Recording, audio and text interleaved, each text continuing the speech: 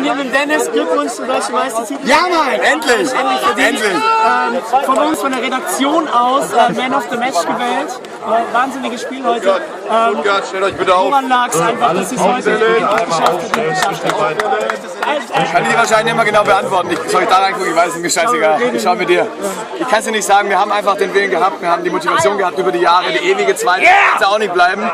Wir waren echt heiß, wir wussten, wir können es, wir müssen auf die Basics vertrauen und heute haben wir als Team gespielt, wir haben gehustelt.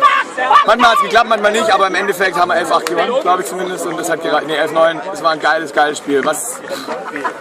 Hammer. Warum warst du heute gut drauf? Hast du gut geschlafen? Hast du vorhin noch was Gutes gegessen? Ein bisschen Müsli? Nein, Müsli, keine Kohlenhydrate.